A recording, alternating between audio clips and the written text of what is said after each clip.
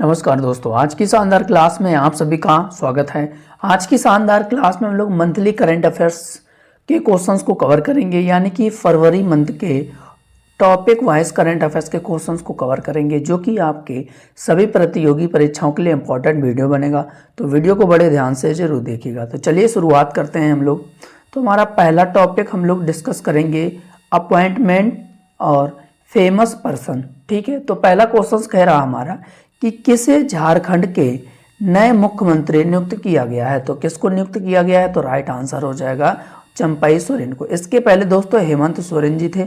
इन्होंने अपना इस्तीफा देने के बाद अब इनको झारखंड के नए मुख्यमंत्री बना दिया गया है। तो इसका हमारा बी ऑप्शन जो कि क्लियर आंसर हो जाएगा। ठीक है, आप इनका फोटो भी देख पा रहे हैं। दोस्तों हम लोग हर एक क्वेश्चन के साथ इमेज को जरूर देखते हुए चलेंगे, क्योंकि इमेज से हम लोग को क्वेश्चन से ज़्यादा दिनों तक याद रहेगा। ठीक है, आप चंपई सोरेन जी का फोटो भी देख पा रहेंगे कि झारखंड के न्यू चीफ मिनिस्टर बनाए गए हैं। ठीक है, चलिए अब इसके बाद हम लोग चर्चा कर लेते हैं कि झारखंड के बारे में।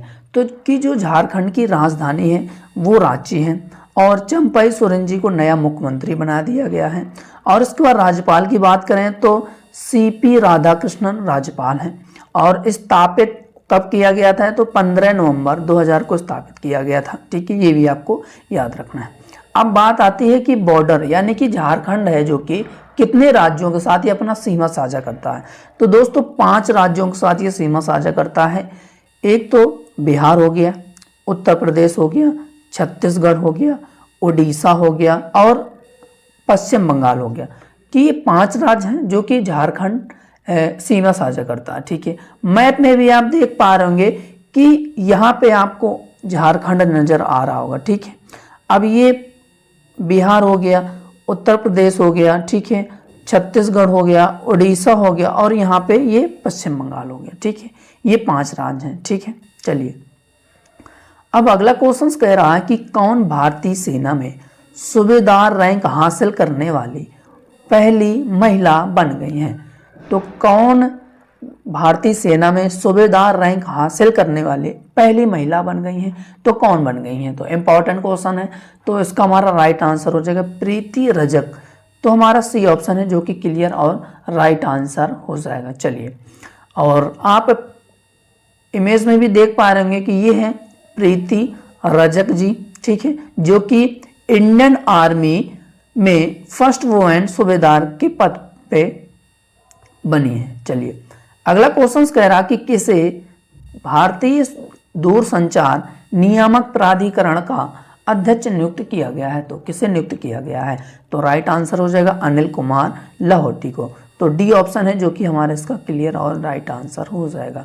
और आप इमेज में भी देख पा रहे होंगे कि ट्राई के जो अध्यक्ष नियुक्त किए गए हैं वो अनिल कुमार लाहौटी जी को नियुक्त किया गया है। चलिए अगला क्वेश्चन कह रहा कि किसे तीसरी बार लगातार एशियाई क्रिकेट का अध्यक्ष चुना गया है। ठीक है, यानी कि एशियाई क्रिकेट परिषद का अध्यक्ष चुना गया है लगातार तीसरी बार। तो किसे चुना गया है, तो जय शाह को चुना गया है। तो बी ऑप्शन है जो कि क्लियर और राइट आंसर हो जाएगा। और इमेज में भी आप देख पा रहे होंगे कि Asian cricket council reappoint Jay Shah को नियुक्त कर दिया गया है। चलिए, और इसके बाद अगला है कि जय शाह ने 2 साल के 2 टर्न पूरे कर लिए हैं, और ये इनका तीसरा कार्यकाल होगा। ठीक है, और एशियन क्रिकेट काउंसिल की अगर हम लोग बात करें तो अध्यक्ष जो कि जय शाह जी हैं, और श्रीलंका के कोलंबो में इसका मुख्यालय है। और स्थापित कब किया गया था, तो 19 सितंबर 1983 को स्थापित किया गया था। तो ये भी आपको याद रखना है, एक्स्ट्रा जानकारी है। चलिए अब अगला क्वेश्चन कह रहा है हमारा कि किसे वित्त मंत्रालय के व्यय विभाग के मुख्य सलाहकार के रूप में नियुक्त किया गया है। इंपॉर्टेंट क्वेश्चन है, तो इसका हमारा राइट आंसर हो जाएगा दोस्तों, यानी कि पवन कुमार को। तो सी ऑप्शन है जो कि हमारा क्लियर और राइट आंसर हो जाएगा। पवन कुमार जी का फोटो भी देख पा रहे होंगे। ठीक है, तो इनको वित्त मंत्रालय के व्यय विभाग में मुख्य सलाहकार के रूप में नियुक्त किया गया है। चलिए अब अगला क्वेश्चन हमारा कह रहा है कि किस भारतीय को 2024 पेरिस ओलंपिक खेलों के लिए मसाल वाहक के रूप में नियुक्त किया गया है। तो किसे नियुक्त किया गया है? तो इसका हमारा राइट आंसर हो जाएगा अभिनव बिंद्रा को। ठीक है, इंपॉर्टेंट क्वेश्चंस है तो याद रखना है। तो डी ऑप्शन है जो कि क्लियर आंसर हो जाएगा। और आप इनका फोटो भी देख पा रहे होंगे कि ये है अभिनव बिंद्रा जी। ठीक है, जो कि पेरिस ओलंपिक 2024 के लिए इनको मसाल वाहक के रूप में नियुक्त किया गया है। यानी कि ओलंपिक खेलों में भारत के पहले व्यक्तिगत स्वर्ण पदक विजेता अभिनव बिंद्रा को आगामी 2024 पेरिस ओलंपिक खेलों के लिए मसाल वाहक के रूप में इनको नियुक्त किया गया है। और ये जो खेल है ये फ्रांस की राजधानी पेरिस में 26 जुलाई से लेकर 11 अगस्त तक आयोजन किया जाएगा। अगर हम लोग बात करें अंतर्राष्ट्रीय ओलंपिक समिति की बात, तो दोस्तों स्थापना 23 जून 1894 में की गई थी और थॉमस बाक जो कि अध्यक्ष है। मुख्यालय स्विट्जरलैंड के लाजन में है। ठीक है, ये भी आपको याद रखना है। अब इसके बाद अगला क्वेश्चन कह रहा कि किसे स्वास्थ्य सचिव के रूप में नियुक्त किया गया है। ठीक है, तो किसे स्वास्थ्य सचिव के रूप में नियुक्त किया गया है? तो राइट आंसर हो जाएगा अपूर्व चंद्रा को। तो हमारा सी ऑप्शन है जो कि क्लियर और राइट आंसर हो जाएगा। ठीक है, इमेज में भी आप देख पा रहे होंगे। अब क्वेश्चन कह रहा है कि कौन उत्तराखंड उच्च न्यायालय की पहली महिला मुख्य न्यायाधीश बन गई हैं? इंपॉर्टेंट क्वेश्चन है। तो इसका हमारा राइट आंसर हो जाएगा रितु बहारी। तो बी ऑप्शन है जो कि क्लियर और राइट आंसर हो जाएगा। ठीक है, रितु बहारी का आप फोटो भी देख पा रहे होंगे। ठीक है, कि first women chief justice of Uttarakhand high court. चलिए, अगर हम लोग उत्तराखंड की बात करें तो दोस्तों इसकी दो राजधानी है, एक तो देहरादून हो गई।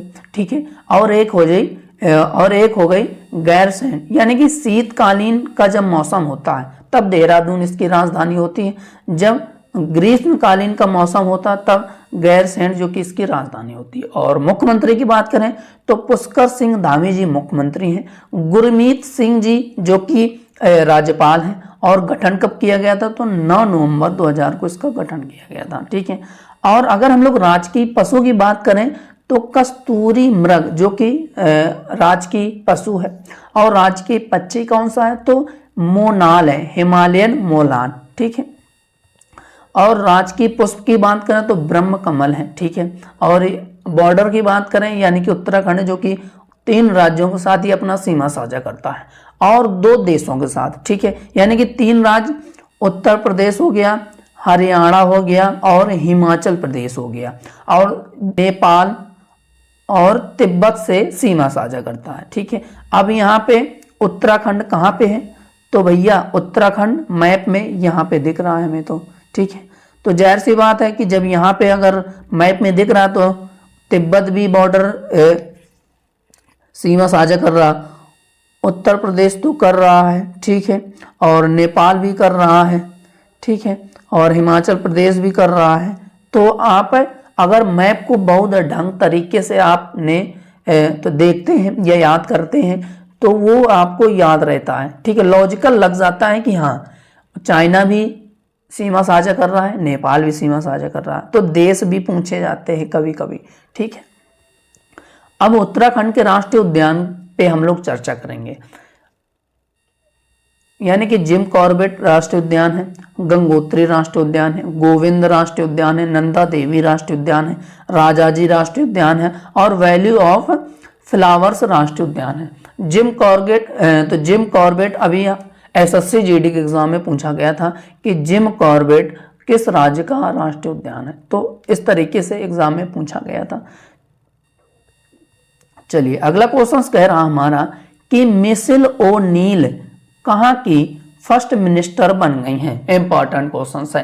तो कहाँ की फर्स्ट मिनिस्टर बन गई हैं? तो भैया राइट आंसर हो जाएगा हमारा यानी कि उत्तरी आयरलैंड की। तो डी ऑप्शन है जो कि हमारा क्लियर और राइट आंसर हो जाएगा। इनका फोटो भी देख पा रहे होंगे। ठीक है, यानी कि उत्तरी आयरलैंड की जो राजधानी है बेलफास्ट है और पाउंड स्टर्लिंग जो कि मुद्रा यहाँ पे चलती है। चलिए, अब अगला क्वेश्चन कह रहा हमारा कि किस राज्य के राज्यपाल बनवारी लाल पुरोहित ने इस्तीफा दे दिया है? तो पंजाब के। तो बी ऑप्शन है जो कि क्लियर और राइट आंसर हो जाएगा। इमेज में भी आप इनका फोटो देख पा रहे होंगे। अब अगर हम लोग पंजाब की बात करें तो राज्यपाल जो कि हैं अब इन्होंने इस्तीफा दे दिया गया है, ठीक है। और भगवंत मान जो कि मुख्यमंत्री हैं, स्थापना 1 नवंबर 1966 को किया गया। लोकसभा सीटें की बात करें तो 13 हैं यहाँ पर, राज्यसभा सीट जो कि 7 हैं। और बॉर्डर की बात करें तो 1 केंद्र शासित प्रदेश यानी कि जम्मू कश्मीर और 3 राज्य हिमाचल प्रदेश, हरियाणा और राजस्थान से सीमा साझा करता है। और साथ ही साथ दोस्तों पंजाब की जो सीमा है वो पाकिस्तान से भी लगती है, ठीक है, ये भी आपको याद रखना है।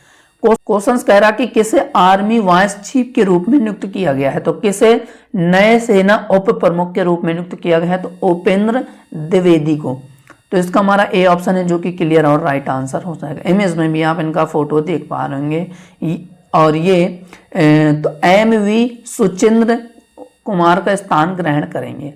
और अगर हम लोग भारतीय सेना की बात करें तो 26 जनवरी 1950 को इसको स्थापित किया गया था और न्यू दिल्ली में जो कि मुख्यालय है। और भारतीय सेना दिवस हम लोग कब से सेलिब्रेट करते हैं, तो 15 जनवरी को करते हैं। सीडीएस कौन है, तो जनरल अनिल चौहान जी हैं। और थल सेना अध्यक्ष की बात करें तो जनरल मनोज पांडे जी हैं, ठीक है। अगला क्वेश्चन कह रहा कि अहमद अवध बिन मुबारक को किस देश का नया प्रधानमंत्री नियुक्त कर दिया गया है, तो किस देश का, तो राइट आंसर हो जाएगा यमन, ठीक है, यमन देश का। तो इसका हमारा बी ऑप्शन है जो कि क्लियर और राइट आंसर हो जाएगा। इमेज में भी आप इनका फोटो देख पा रहे हैं, ठीक है। अब यमन देश कहाँ पर है मैप में, तो आपको यहाँ पे देखना होगा कि ये यमन देश है, सीमा साझा करेगा सऊदी अरेबिया से, ठीक है। और ये सब पानी यहाँ पे तो अरेबियन सागर है इस तरीके से, ठीक है। और अगर हम लोग यमन की बात करें तो राजधानी साना है और यमेनी रियाल जो कि यहाँ पे मुद्रा चलती है। अगला क्वेश्चन कह रहा है कि राजेंद्र प्रसाद गुप्ता को किस राज्य के नए महाधिवक्ता के रूप में नियुक्त किया गया है, यानी कि एडवोकेट जनरल नियुक्त किया गया है। तो नियुक्त किया गया है तो किस राज्य के नियुक्त किया गया है, तो राइट आंसर हो जाएगा राजस्थान के राजेंद्र कुमार गुप्ता को नए महाधिवक्ता के रूप में नियुक्त किया गया है। तो बी ऑप्शन है जो कि क्लियर और राइट आंसर हो जाएगा। इमेज में भी आप फोटो देख पा रहे होंगे कि राजेंद्र कुमार गुप्ता को राजस्थान के नए महाधिवक्ता के रूप में इनको नियुक्त कर दिया गया है। क्वेश्चन कह रहा है कि नायब बुकेले को किस देश का राष्ट्रपति फिर से नियुक्त कर दिया गया है, तो किस देश का राष्ट्रपति फिर से नियुक्त कर दिया गया है, तो अल साल्वाडोर। तो डी ऑप्शन है जो कि क्लियर आंसर हो जाएगा। नायब बुकेले को आप हंसते हुए इनका चेहरा भी देख पा रहे होंगे कि ये नायब बुकेले जी हैं जो कि अल साल्वाडोर के फिर से राष्ट्रपति इनको बना दिया गया है। चलिए अब अगर हम लोग बात करें इसकी राजधानी अल साल्वाडोर की तो सैन साल्वाडोर, ठीक है। बिटकॉइन यूनाइटेड स्टेट डॉलर यहाँ की मुद्राएं हैं, ठीक है, 2 मुद्राएं यहाँ पे। चलिए अब क्वेश्चंस बनेगा कि एशियाई विकास बैंक ने किसे भारत में अपने नए देश निदेशक के रूप में नियुक्त कर दिया गया है, तो किसे कर दिया गया है, तो मियो ओका को। तो बी ऑप्शन है जो कि क्लियर और राइट आंसर हो जाएगा इनका। और इमेज में भी आप देख पा रहे होंगे कि Asian development bank has appointed Mio Oka as it new country director in India, ठीक है। चलिए अगर इमेज हम लोग को याद रहेगा, इमेज को जरूर देखते हुए चलेंगे तो क्वेश्चंस हमको आसानी से काफ़ी दिनों तक याद भी रहता है कि अच्छा ये था क्वेश्चंस का आंसर। चलिए अगला क्वेश्चंस बनेगा कि उल्जास बैक्टेनोव को किस देश का प्रधानमंत्री नियुक्त कर दिया गया है, किस देश का प्रधानमंत्री नियुक्त कर दिया गया है, तो कजाकिस्तान, ठीक है, कजाकिस्तान। तो ए ऑप्शन है जो कि हमारा क्लियर आंसर हो जाएगा। आप इनका फोटो भी देख पा रहे होंगे, ठीक है। कजाकिस्तान की बात करें तो अस्ताना इसकी राजधानी है, टेंग यहाँ पे मुद्रा है, ठीक है। दोस्तों हर एक जिस भी देश की अगर हम लोग चर्चा करेंगे तो उसकी राजधानी और उसकी मुद्रा, क्योंकि दोस्तों स्ट्रेटेजी के क्वेश्चंस में एसएससी में राजधानी और मुद्राएं जरूर पूछता है, तो वो और वो सभी देशों को हम लोग चर्चा करते हुए चलेंगे एक नज़र की, याद रहता, बार बार रिवीजन करने से हमको क्वेश्चन से याद रहता।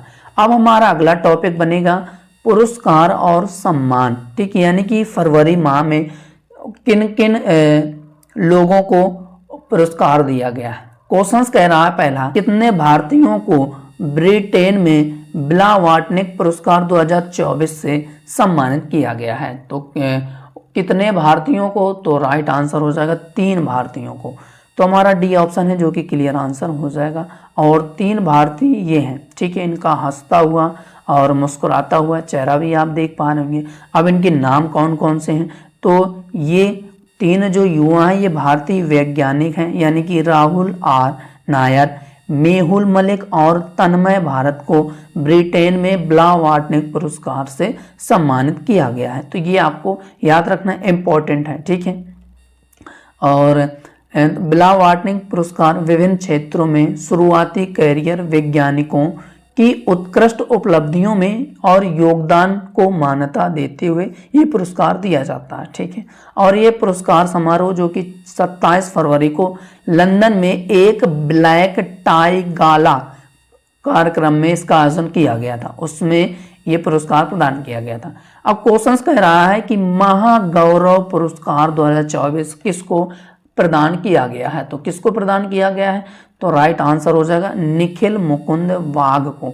तो डी ऑप्शन है जो कि हमारा क्लियर और राइट आंसर हो जाएगा।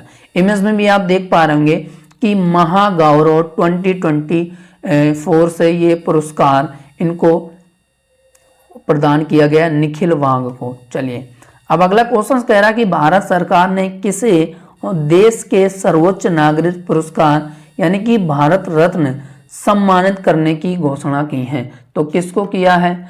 तो हमारा राइट आंसर हो जाएगा यानी कि लाल कृष्ण आडवाणी को। ये एक बीजेपी की दिग्गज नेता हैं और इनको भारत रत्न पुरस्कार से सम्मानित करने की घोषणा की है कि अब इनको भी भारत रत्न पुरस्कार से सम्मानित किया जाएगा। तो ए ऑप्शन है जो कि क्लियर आंसर हो जाएगा।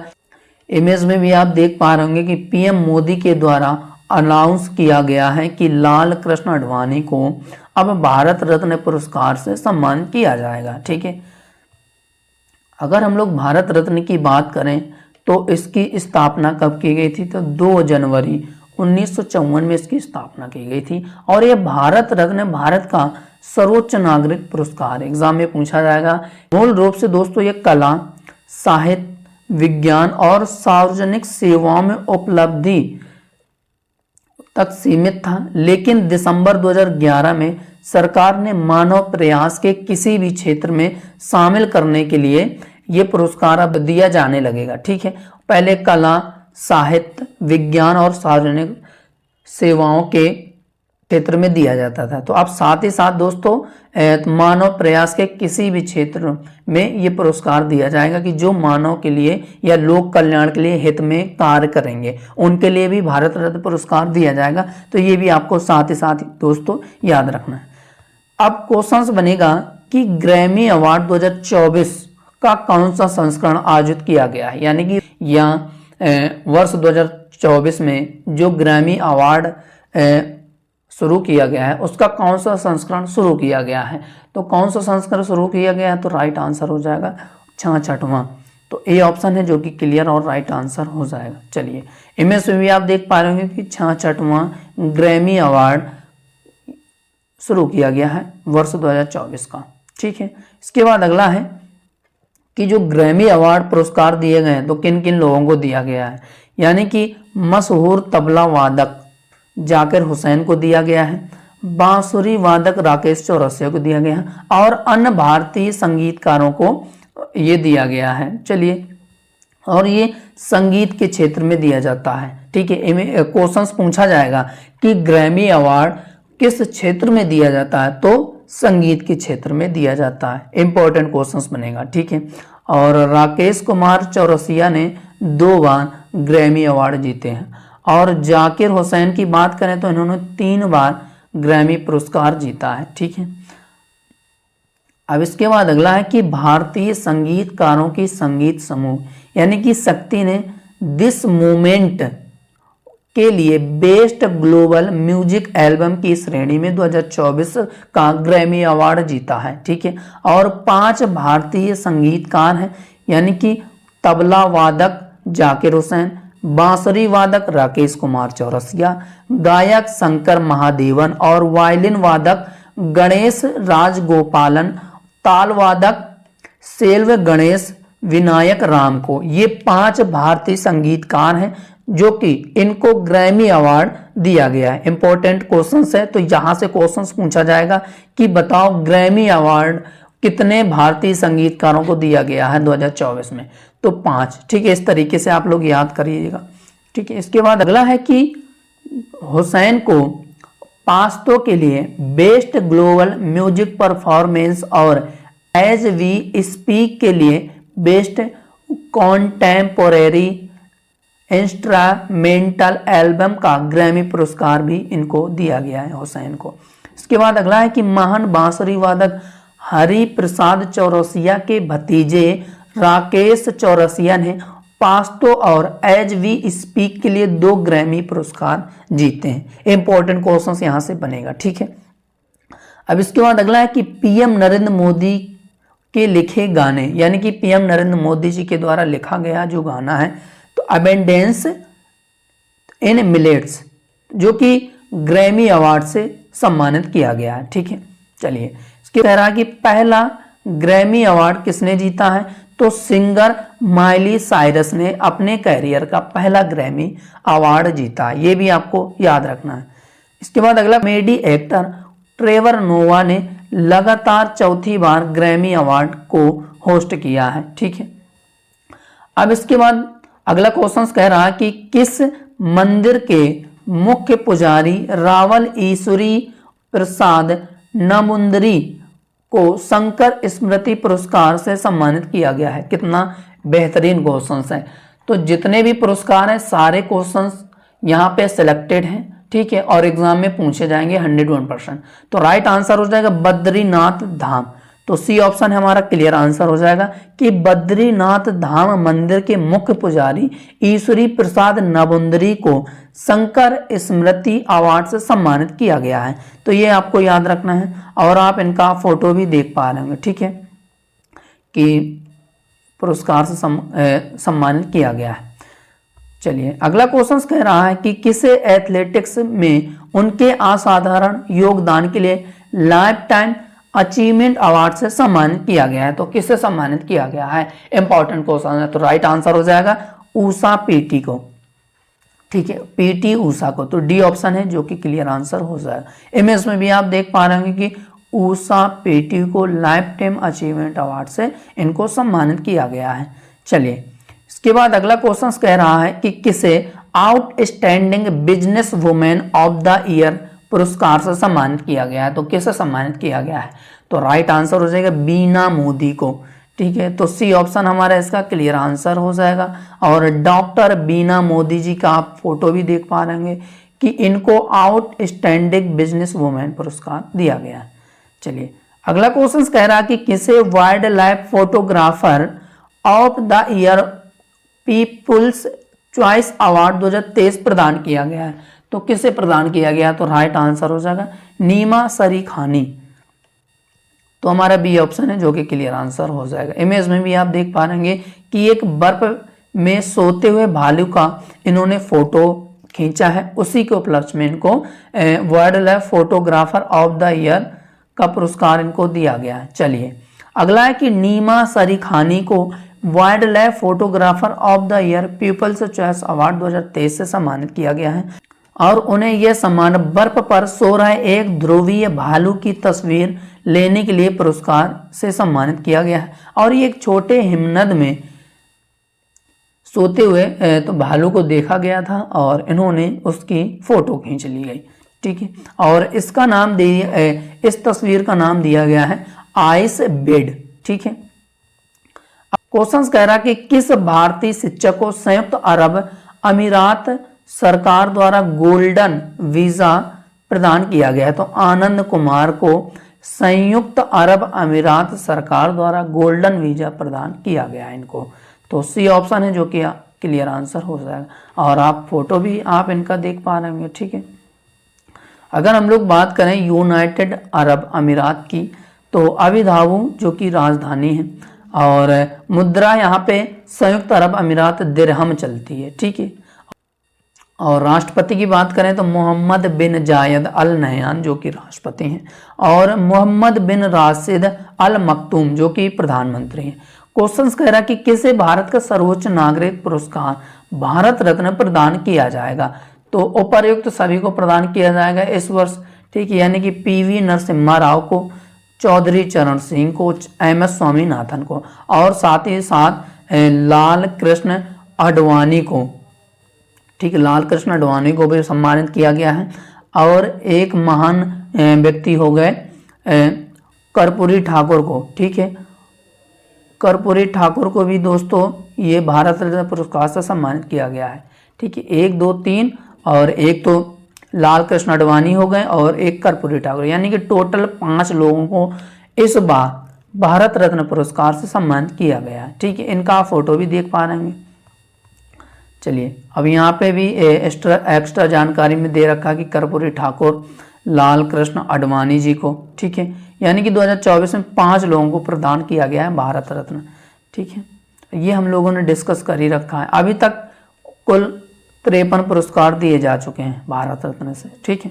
क्वेश्चंस कह रहा कि किसे लक्ष्मी नारायण अंतरराष्ट्रीय पुरस्कार से सम्मानित किया गया है। तो किसे सम्मानित किया गया है, इंपॉर्टेंट क्वेश्चंस बनेगा। तो राइट आंसर हो जाएगा प्यारे लाल शर्मा को। तो ए ऑप्शन है जो कि क्लियर और राइट आंसर हो जाएगा। इमेज में भी आप देख पा रहे होंगे कि एक म्यूजियम है, ठीक है, जो कि इनको लक्ष्मी नारायण इंटरनेशनल पुरस्कार से सम्मानित किया गया है प्यारे लाल को। क्वेश्चंस कह रहा कि किसे केपीपी नामबियार पुरस्कार से सम्मानित किया गया है। तो राइट आंसर हो जाएगा एस सोमनाथ को। तो हमारा डी ऑप्शन है जो कि क्लियर आंसर हो जाएगा। चलिए इनका फोटो भी देख पा रहे होंगे कि डॉक्टर एम सोमनाथ है और ये इसरो के चेयरमैन हैं, ठीक है। इंपॉर्टेंट क्वेश्चंस बन सकता है, ठीक है। तो इसरो के चेयरमैन है तो जाहिर सी बात है ये जो अवार्ड है तो इम्पोर्टेंट अवार्ड है इनका, ठीक है, पूछा जाएगा एग्जाम में। और हमारा अगला टॉपिक बनेगा रैंक इंडेक्स वाला, ठीक है। तो क्वेश्चंस कह रहा है कि भारतीय बजट 2024 में कौन सा देश शीर्ष भारतीय सहायता प्राप्तकर्ता के रूप में पहले स्थान पर है।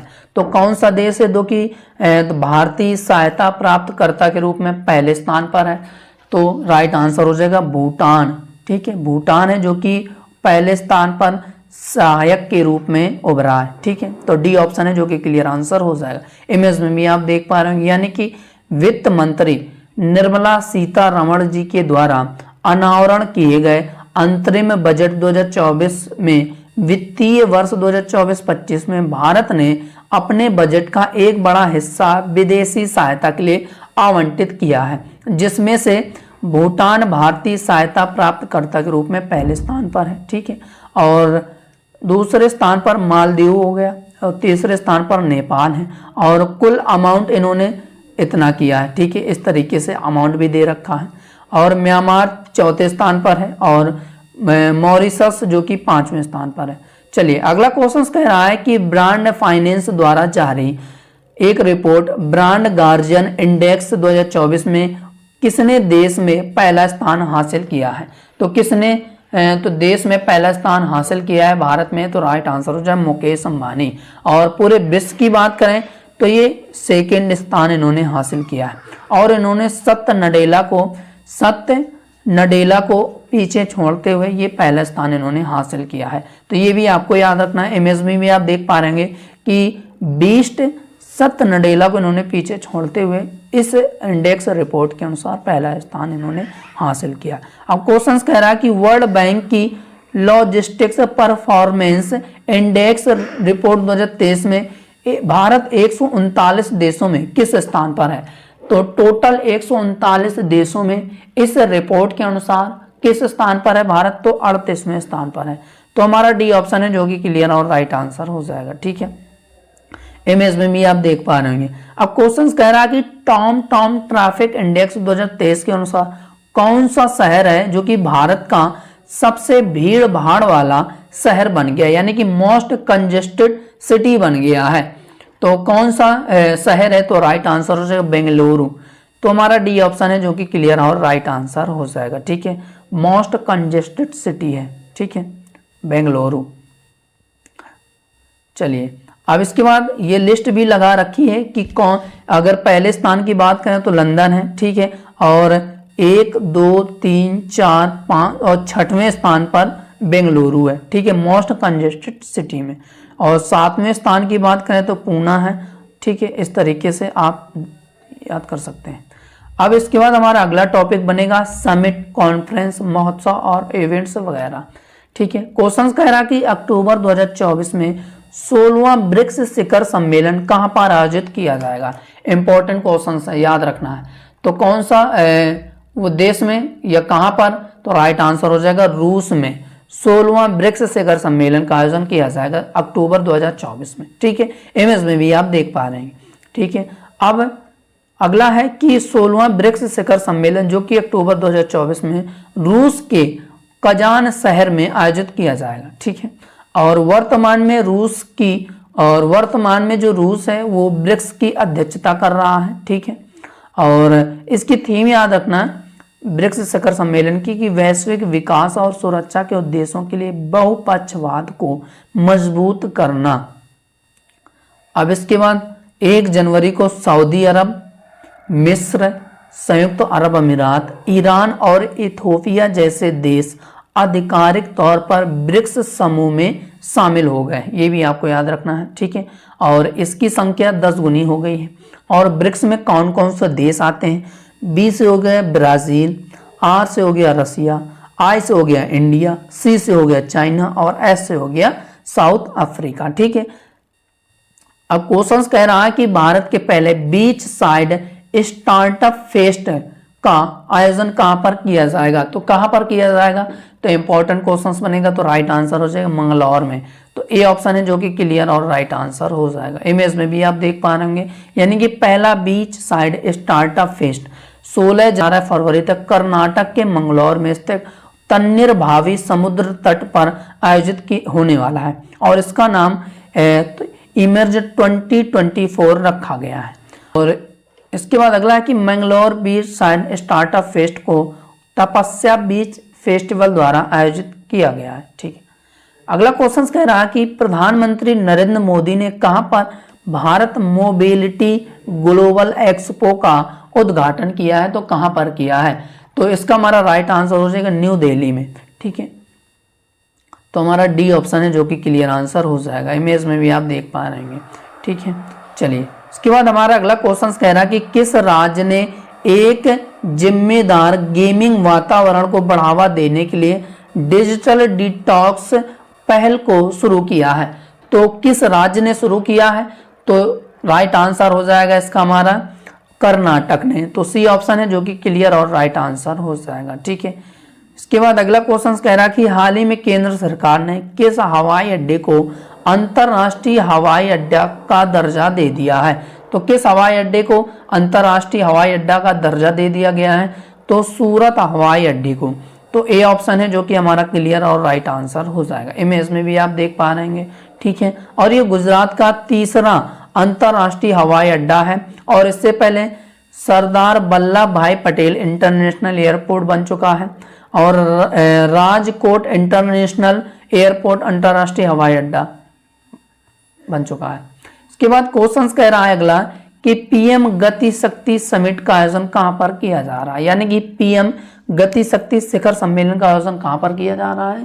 तो राइट आंसर हो जाएगा न्यू दिल्ली में। ठीक है, अक्सर जितने भी आयोजन हो रहे हैं वो न्यू दिल्ली में हो रहे हैं। ठीक है, तो डी ऑप्शन है जो कि क्लियर आंसर हो जाएगा। ठीक है, इमेज में भी आप देख पा रहे हैं। क्वेश्चन कह रहा कि केंद्र सरकार ने किस नाम से अपना चावल उपलब्ध कराने जा रही है।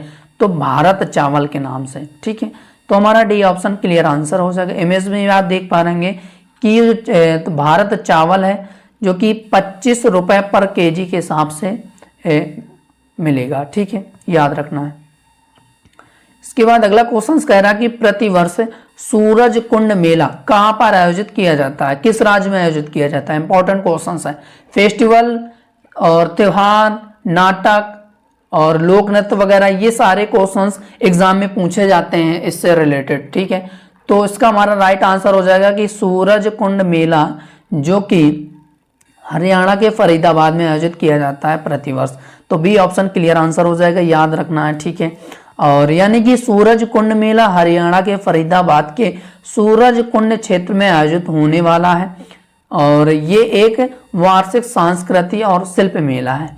और सूरज कुंड मेला 2024 2 फरवरी को सूरज कुंड मेला ग्राउंड फरीदाबाद शहर में आयोजित किया गया है और 18 फरवरी तक ये जारी रहेगा, ठीक है। और इसका 37वां संस्करण था इस मेले का, ठीक है। और इसका उद्घाटन किसके द्वारा किया गया है? तो द्रौपदी मुर्मू जी के द्वारा। जो लोग यूपीपीएससी की तैयारी कर रहे हैं, ठीक है, यूपीपीएससी की तैयारी, तो उनको ये क्वेश्चन याद रखना पड़ेगा, क्योंकि कुछ फेस्टिवल होते हैं या कुछ आयोजन होता है। तो अभी आरओ के एग्जाम में एक फेस्टिवल हुआ था यूपी में, तो उसमें ये पूछा गया था कि इस फेस्टिवल का उद्घाटन किसके द्वारा किया गया था, ठीक है। तो इस तरीके से क्वेश्चन यूपीपीएससी, आप पीसीएस का एग्जाम दो या आरओ का एग्जाम दो, तो क्वेश्चंस पूछे जाते हैं कि जो ये उद्घाटन है या सम्मेलन है किसके द्वारा उद्घाटन किया गया है। तो इस तरीके से क्वेश्चंस पूछे जाते हैं, तो एक्स्ट्रा जानकारी भी आपको याद रखना है, ठीक है। और द्रौपदी मुर्मू जी के द्वारा इस मेले का उद्घाटन किया गया है, ये आपको याद रखना है, ठीक है। और तंजानिया देश जो कि इस बार इस मेले में हिस्सा ले रहा है या भागीदार बन गया है। क्वेश्चंस कह रहा है कि उत्तर प्रदेश के मुख्यमंत्री योगी आदित्यनाथ जी ने कहां पर एक केंद्रीकृत जीआईएस डेटा सेंटर शुरुआत की है, डेटा सेंटर की शुरुआत की है। तो कहां पर? तो राइट आंसर हो जाएगा अयोध्या में।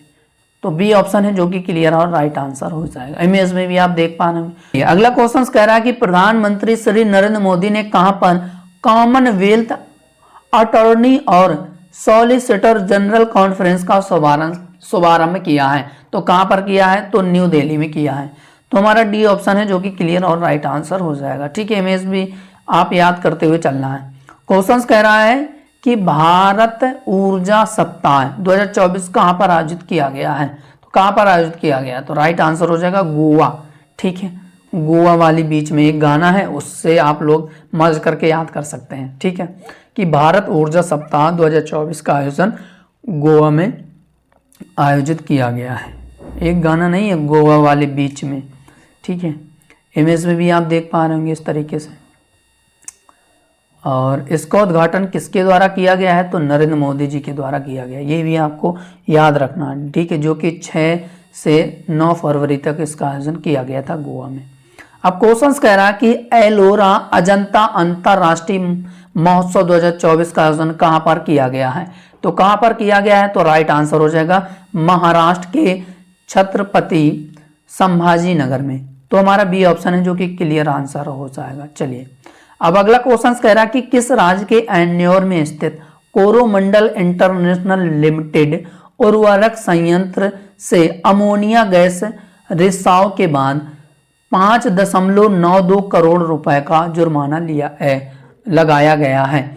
या तो इसका डी ऑप्शन है जो कि क्लियर आंसर हो जाएगा, यानी कि तमिलनाडु में कोरोमंडल इंटरनेशनल लिमिटेड है जो कि अमोनिया गैस का रिसाव हुआ है, यह लीक हो गई है, ठीक है। तो उसमें 5.92 करोड़ रुपए का जुर्माना लगाया गया है, ठीक है। और इस तरीके से यह आपको अमोनिया गैस का रिसाव देख पा रहेंगे कि जो कि तमिलनाडु में स्थित कोरोमंडल इंटरनेशनल लिमिटेड पर यह जुर्माना लगाया गया है, ठीक है, 5.92 करोड़ रुपए का। चलिए अगला क्वेश्चन कह रहा है कि नागरिक उड्डयन मंत्रालय ने किस राज्य के जेवर में नोएडा अंतर्राष्ट्रीय हवाई अड्डे के पास आदि योगी शिव की 242 फीट ऊंची प्रतिमा की स्थापना को मंजूरी दे दी है? ठीक है, तो इंपॉर्टेंट क्वेश्चंस बनेगा, तो राइट आंसर हो जाएगा उत्तर प्रदेश में। उत्तर प्रदेश में दोस्तों 242 फीट ऊंची प्रतिमा स्थापित की गई है आदि योगी शिव की, ठीक है, भगवान शिव की, ठीक है। इमेज में भी आप देख पा रहे होंगे। अब क्वेश्चंस कह रहा है कि विश्व सरकार शिखर सम्मेलन का आयोजन कहां पर किया गया है? तो कहां पर किया गया है? तो राइट आंसर हो जाएगा दुबई, यानी कि संयुक्त अरब अमीरात में। तो डी ऑप्शन है जो कि क्लियर और राइट आंसर हो जाएगा। और संयुक्त अरब अमीरात की बात करें तो अबू धाबी इसकी राजधानी है और दिरहम यहाँ पे मुद्रा चलती है। और राष्ट्रपति की बात करें तो मोहम्मद बिन जायद अल नहयान जो कि राष्ट्रपति हैं। क्वेश्चंस कह रहा है कि भारत के प्रमुख थिएटर उत्सव भारत रंग महोत्सव का आयोजन कहाँ पर किया जा रहा है, तो कहाँ पर किया जा रहा है, तो इसका हमारा राइट आंसर हो जाएगा गुजरात के कच्छ में। तो सी ऑप्शन है जो कि क्लियर और राइट आंसर हो जाएगा। क्वेश्चन कह रहा है कि महात्मा गांधी को एक स्मारकीय श्रद्धांजलि देने के लिए कहां पर बापू टावर की स्थापना की गई है, तो कहां पर की गई है, तो राइट आंसर हो जाएगा पटना। ठीक है, अब ये पटना बिहार में पड़ता है, तो बिहार भी आपको याद रखना है। ठीक है, और ये दोस्तों एकदम तांबे के आवरण से ये पूरा बनाया गया है। ठीक है, बापू टावर, ठीक है, महात्मा गांधी जी के नाम पर रखा गया है। ठीक है, इस तरीके से। और इसकी ऊंचाई की बात करें तो 120 फीट ऊंचाई है। ठीक है, और ये 6 मंजिला कार है। ठीक है, और मुख्यमंत्री नीतीश कुमार द्वारा शुरू किया गया है इस प्रोजेक्ट को, ये भी आपको याद रखना है साथ ही साथ। ठीक है, और यह देश का पहला सबसे बड़ा बापू टावर भी है, याद रखना है। ठीक है, और अगला क्वेश्चन कह रहा है कि दिव्य कला मेला 2024 में कहाँ पर आयोजित किया जा रहा है, तो कहाँ पर आयोजित किया जा रहा है, तो राइट आंसर हो जाएगा त्रिपुरा की राजधानी अगरतला में। तो ए ऑप्शन है जो कि क्लियर और राइट आंसर हो जाएगा। अगर इसके बाद त्रिपुरा की जो राजधानी है अगरतला है और डॉक्टर माणिक साहब जी मुख्यमंत्री हैं, इंद्र सेन रेड्डी नल्लू जी राज्यपाल हैं। गठन 21 जनवरी 1972 को किया गया था, यानी कि राज्य का दर्जा दिया गया था।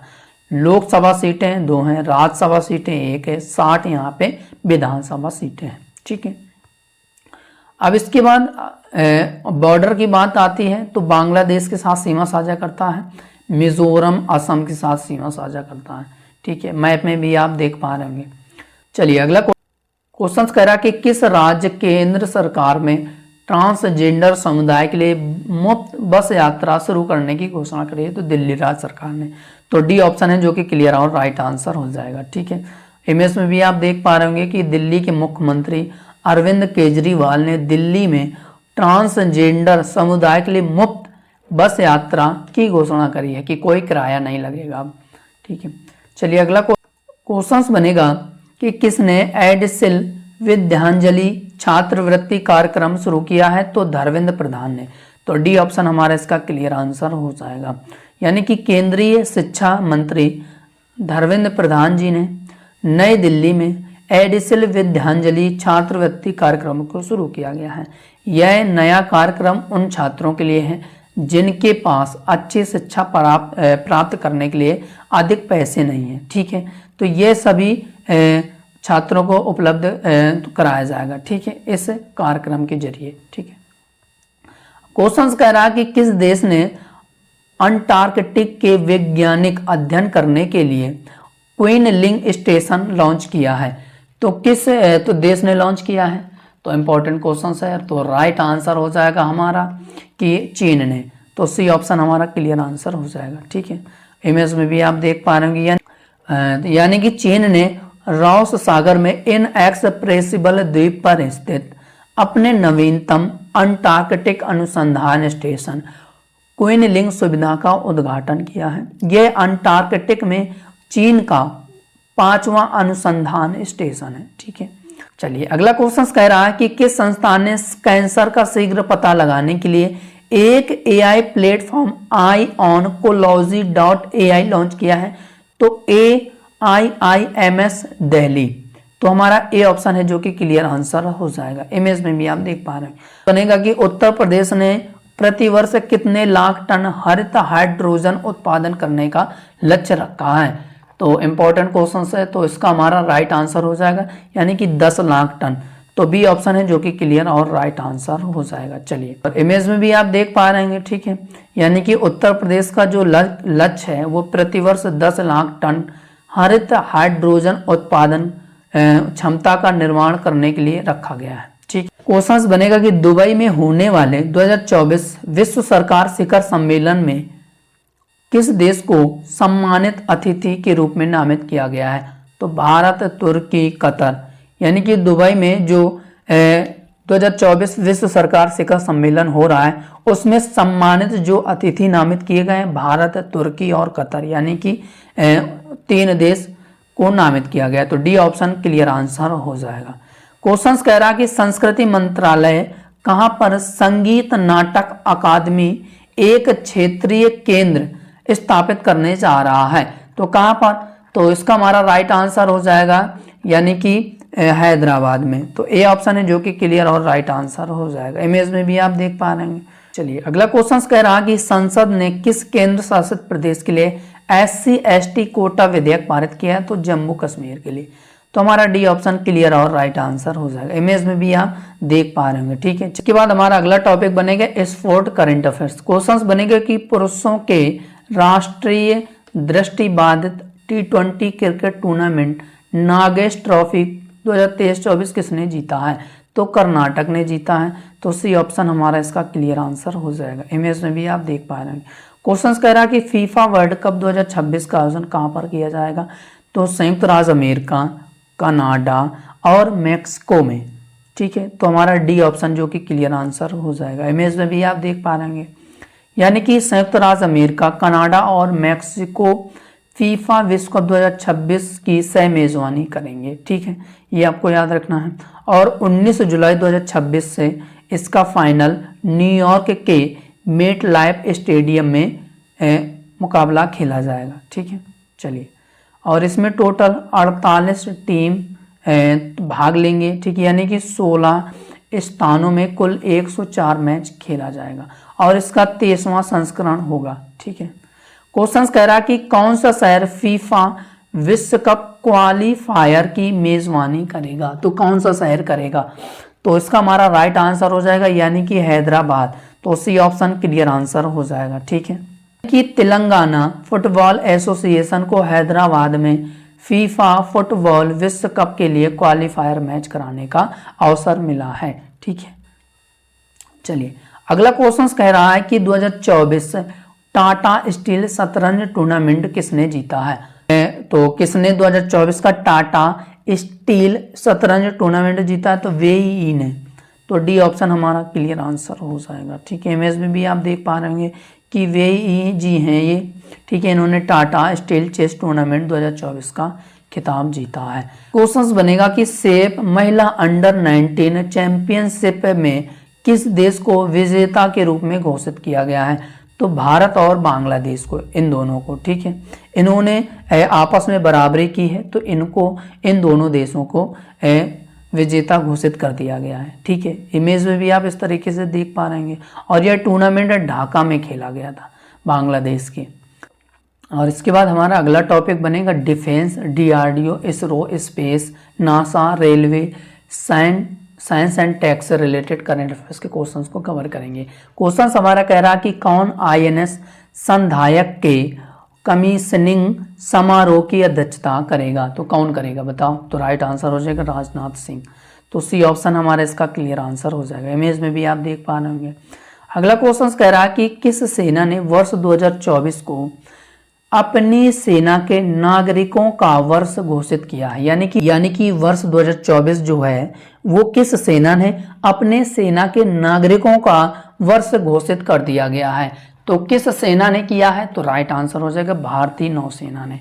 ठीक है, तो हमारा सी ऑप्शन क्लियर आंसर हो जाएगा। चलिए, इसके बाद भारतीय नौसेना की बात करें तो स्थापित 26 जनवरी 1950 को किया गया था। न्यू दिल्ली में मुख्यालय है। और नौसेना दिवस हम लोग कब सेलिब्रेट करते हैं, तो 4 दिसंबर को करते हैं। ठीक है, और नौसेना स्टाफ के जो प्रमुख हैं R हरि कुमार जी हैं, CDS अनिल चौहान जी हैं। ठीक है, क्वेश्चंस बनेगा कि इसरो अपने गगनयान मिशन से पहले अंतरिक्ष में किस नाम से एक महिला रोबोट भेजा है, तो किस नाम से एक महिला रोबोट भेजा है, तो इंपॉर्टेंट क्वेश्चंस बनेगा ये। तो राइट आंसर हो जाएगा व्योममित्र नाम से इसरो ने अपने गगनयान मिशन से पहले एक महिला रोबोट को भेजा है। ठीक है, तो डी ऑप्शन क्लियर आंसर हो जाएगा। इस तरीके से आप इमेज भी देख पा रहे होंगे कि भारतीय अंतरिक्ष अनुसंधान संगठन द्वारा विकसित महिला रोबोट अंतरिक्ष यात्री व्योममित्र इस वर्ष की तीसरी तिमाही में मानव रहित मिशन पर निकलेगा और इसका जो नाम दिया गया है वो व्योम मित्र दिया गया है। ठीक है, इस तरीके से। और इस मिशन का जो नाम है संस्कृत भाषा में तो व्योम और मित्र के नाम पर ये रखा गया है, व्योम मित्र। ठीक है, चलिए अगला क्वेश्चन कह रहा है कि किस देश के अंतरिक्ष यात्री ओलेग कोनोनेंको ने अंतरिक्ष में सर्वाधिक समय तक रहने का रिकॉर्ड हासिल किया है। तो इसका हमारा राइट आंसर हो जाएगा रूस के अंतरिक्ष यात्री हैं ओलेग कोनोनेंको। इन्होंने अंतरिक्ष में सर्वाधिक समय तक रहने का रिकॉर्ड हासिल किया है। तो सी ऑप्शन है जो कि क्लियर आंसर हो जाएगा। इमेज में भी आप इनका फोटो देख पा रहेंगे कि यह है ओलेग कोनोनेंको साहब जी। ठीक है, इन्होंने सबसे अधिक समय तक रिकॉर्ड हासिल किया है अंतरिक्ष में। अब रूस की राजधानी याद रखना मॉस्को है।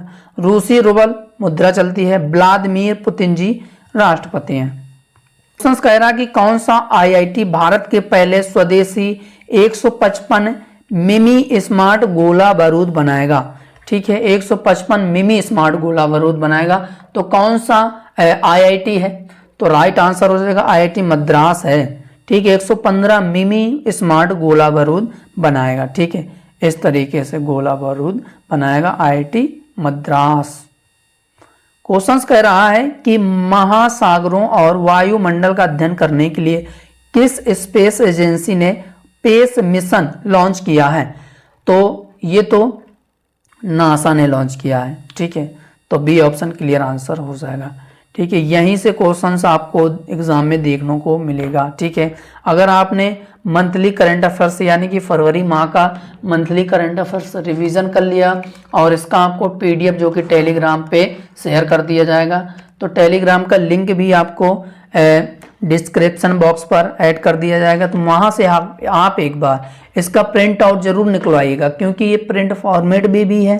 ठीक है, तो आप रिवीजन जरूर करिएगा। ठीक है, चलिए और जो नासा का मुख्यालय है वो संयुक्त राज्य अमेरिका वाशिंगटन डीसी में है और स्थापना 29 जुलाई 1958 को की गई थी। अगला क्वेश्चन कह रहा है कि किस स्पेस एजेंसी के ट्रांजिटिंग एक्सपो प्लैनेट सर्वे सैटेलाइट ने सुपर अर्थ की खोज की है?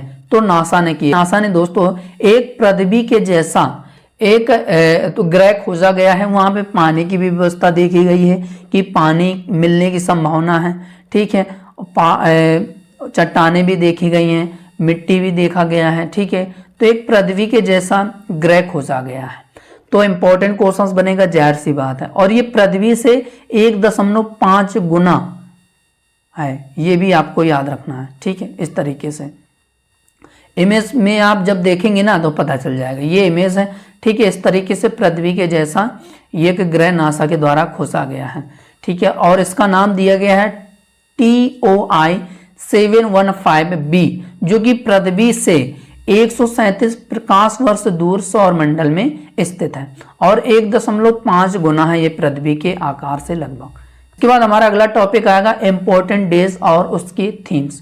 क्वेश्चंस बनेगा कि भारतीय तट रक्षक दिवस किस दिन मनाया जाता है?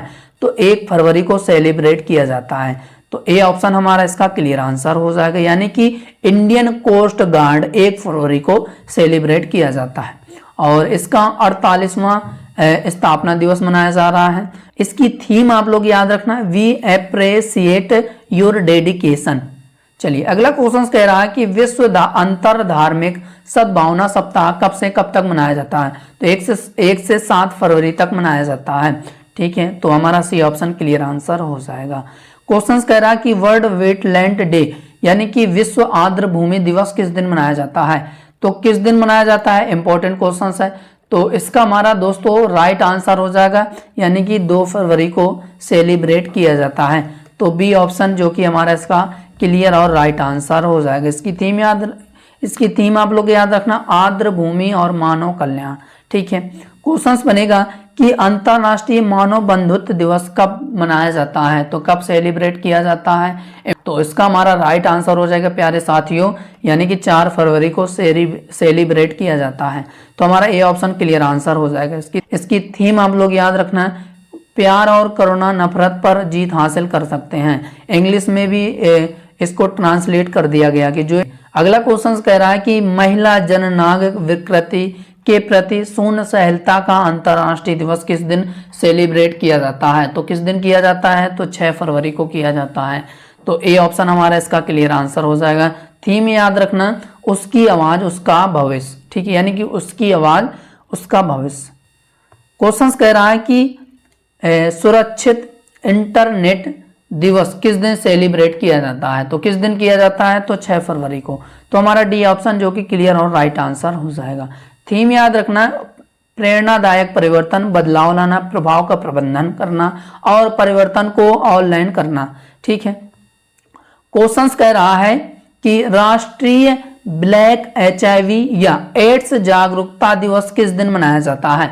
तो किस दिन सेलिब्रेट किया जाता है, तो 7 फरवरी को किया जाता है। तो डी ऑप्शन जो कि क्लियर आंसर हो जाएगा। इसकी थीम आप लोग याद रखना, जुड़े, शिक्षित करें, सशक्त बनाएं, काले समुदायों में HIV एड्स को समाप्त करने के लिए एकजुट हों, ठीक है। और जो विश्व एड्स दिवस है वो 1 दिसंबर को मनाया जाता है, ठीक है। ये भी आपको याद रखना है दोनों क्वेश्चन बनेगा कि वर्ल्ड पल्सेस डे, विश्व दलहन दिवस किस दिन सेलिब्रेट किया जाता है। तो 10 फरवरी को सेलिब्रेट किया जाता है, ठीक है, याद रखना है। इमेज में भी आप देख पा रहे होंगे, ठीक है। और ये इसकी थीम है, तो याद रखना थीम भी। एग्जाम में थीम भी पूछी जाती है।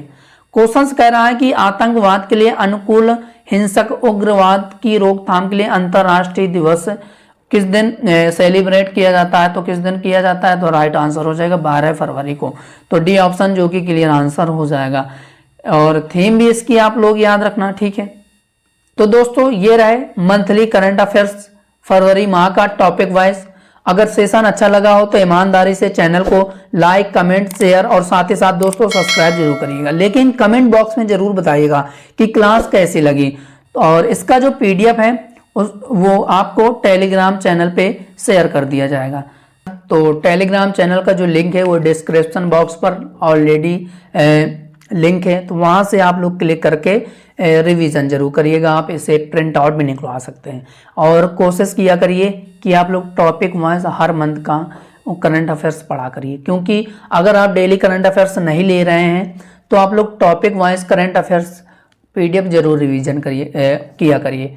तो हम लोग अगली क्लास पर मिलेंगे, तब तक के लिए जय हिंद, जय भारत।